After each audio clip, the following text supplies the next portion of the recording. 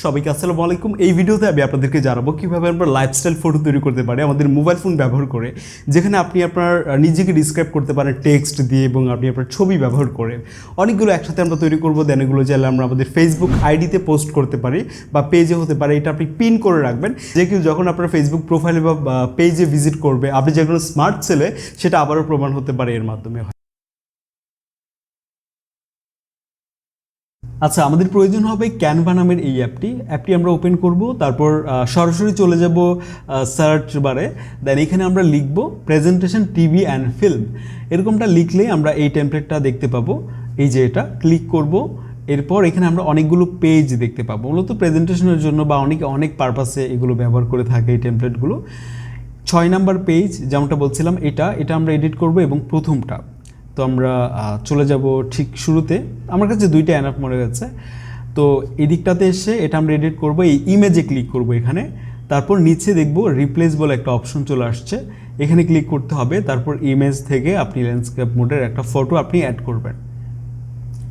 তো এই ছবিটা অ্যাড হয়ে গেল। এখন আমরা এই দিকটাতে এসে ফিল্টারে চলে যাব এবং শেষের দিকে যেটা আছে এটা আমরা এখান থেকে অ্যাড করে দিব। তাহলে দেখতে পাবো ফটোটা ব্ল্যাক অ্যান্ড হোয়াইট হয়ে গেছে এবং এই কালারটা আমার কাছে ভালো লাগছে। এখন আমরা চাইলে এই টেক্সটটা রিনেম করতে পারি বা এখান থেকে আমরা ডিলিট করে দিতে পারি প্রয়োজন না হলে। এটাও আমরা ডিলিট করে দিচ্ছি, প্রয়োজন নেই আসলে। তো এখানে আমাদের নাম লিখতে হবে। তো এখানে আমরা ডাবল ক্লিক করব, তারপর এখানে আপনি আপনার নাম লিখবেন। যেমন আপনার নাম হতে পারে রাহান চৌধুরী, আমরা লিখে দিলাম। ওকে, আচ্ছা। এখন আমরা নিচে চাইলে আমরা কিছু একটা লিখতে পারি।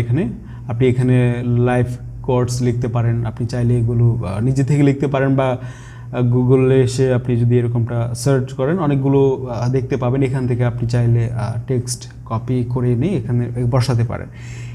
এরপর আমরা এখান থেকে আবারও এই পেজে ক্লিক করব, ফটোতে ক্লিক করব। এখানে নিচে সবগুলো পেজ দেখতে পাবো ওপেন হয়ে গেছে এবং এই দিকটাতে এসে 6 নাম্বার যে পেজটা আছে এখানে ক্লিক করব।